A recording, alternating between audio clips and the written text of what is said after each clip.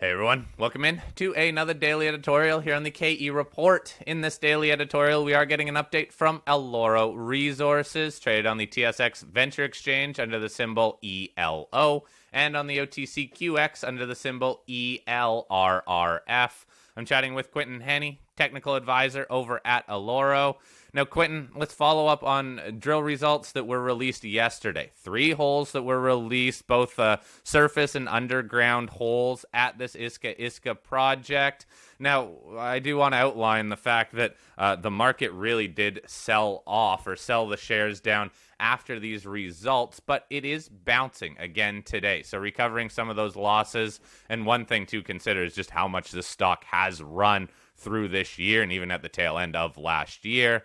Quinton, what insights can you give us on these 3 holes, these drill results, what they're telling you about the potential here at this project?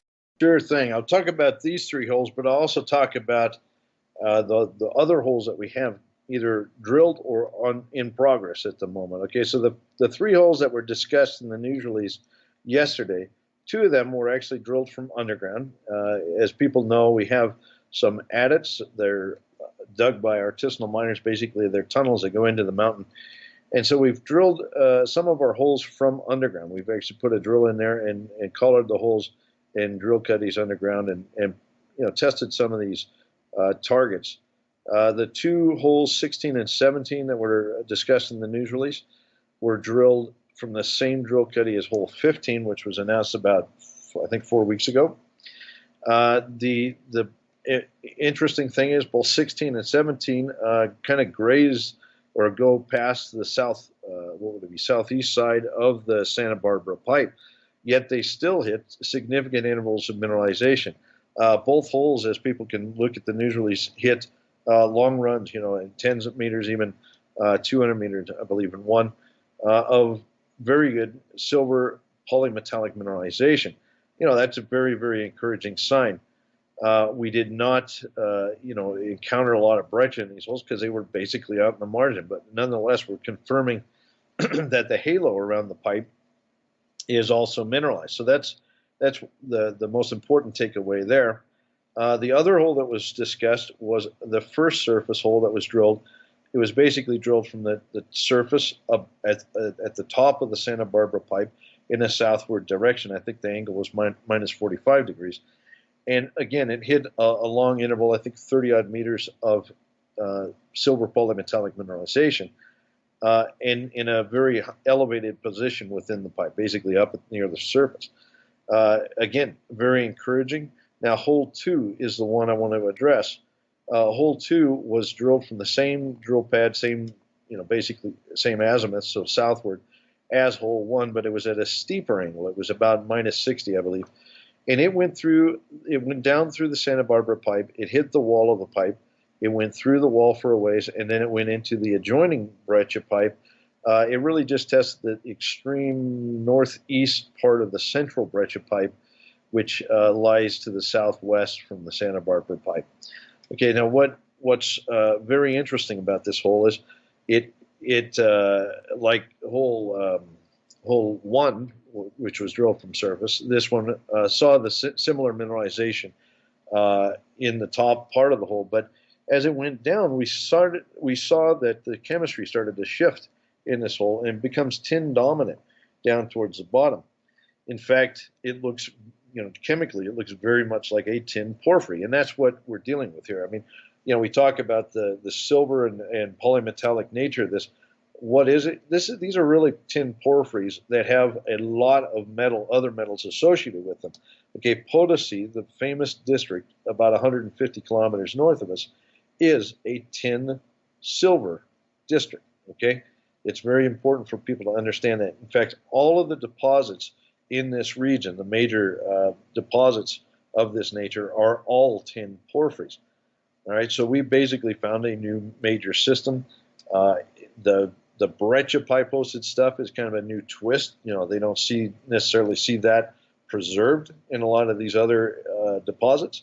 We have it here, but we are also now seeing the true tin porphyry, like you would see in any of the adjoining, or not adjoining, but nearby neighbors in this region. Okay, so So it's following the model from that standpoint. Now the hole two, we got assays back, but we realized that the tin protocol that we were using was not adequate for this style of mineralization. We need to do tin analyses by XRF. We also need to start up in the gold analyses and other polymetallic analyses to make sure we're getting accurate numbers for this mineralization.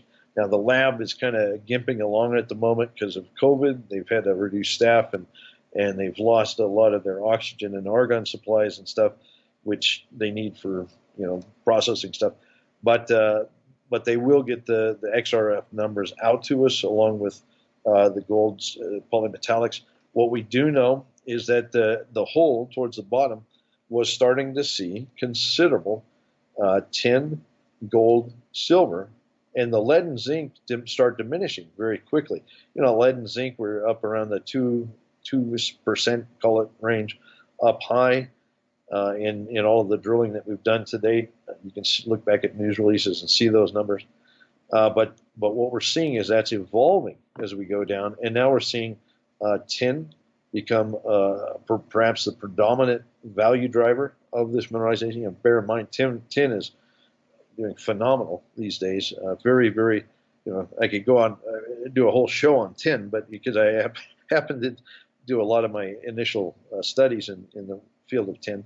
But look, tin, safe to say, there's very few primary deposits. Certainly no major discoveries in recent times. So this actually would likely qualify as a major new discovery of tin, in addition to silver and now gold. The gold kind of caught me by surprise.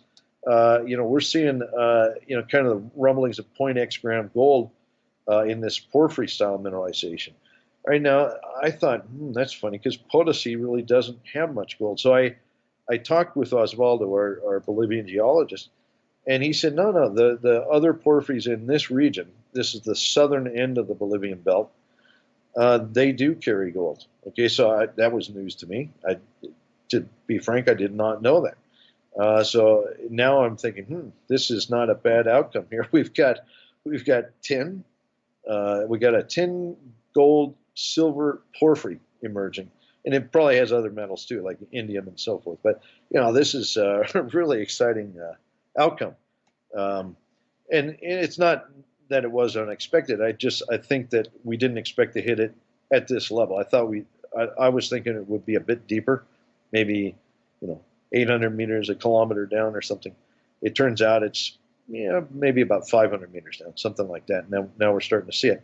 All right, so Quinton, it sounds like these polymetallic metals that you're seeing are common to the area, and okay, fine, you're hitting the porphyry maybe a little bit higher in the system, but then in terms of follow-up work, because you are seeing this tin and now you're getting into the porphyry, do these results change any of your attack strategies when it comes to exploration? Yeah, that's a really, really good question. Look, the caldera is big. It's about 1.8 kilometers around. And we've really just started drilling. The area we started happens to be kind of in the northwest part of the caldera. We've seen the zinc, lead, silver part of the system, certainly. Now we're starting to see the tin porphyry part of the system. It does start to give us clarity on where the center of gravity is. That tin porphyry seems to be hovering down below the central breccia. Okay, so that's an important piece of information. Now we're thinking, maybe we step down the hill a ways and we can get a different drill vantage, to poke holes into that target. At the same time, we have other holes that we've drilled from the surface up there, including, say, holes 3 and 5 in particular. I think were quite exciting to us, visually, and they seem to be both in the upper zinc silver part of the system as well. I think hole 3 in particular is seeing some of that tin part of the system. So look, we're just starting to get a picture, but this is an enormous system. It's going to take a little while to unfold, but I think we're seeing the makings of a world-class discovery.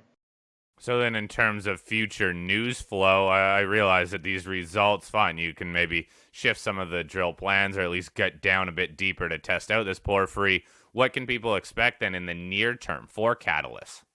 Yeah, look, it's all going to be about drilling. The assay labs will have to work with them as best we can. It's just, COVID is what it is. But the drilling is going to be the main driver of news. We've got 2 drills showing up, so we've announced that I think last week sometime. We're bringing in a second rig, and that allows us to start stepping out from the known, say with 1 rig, but also testing some new areas to get a better handle on the system and how it's distributed.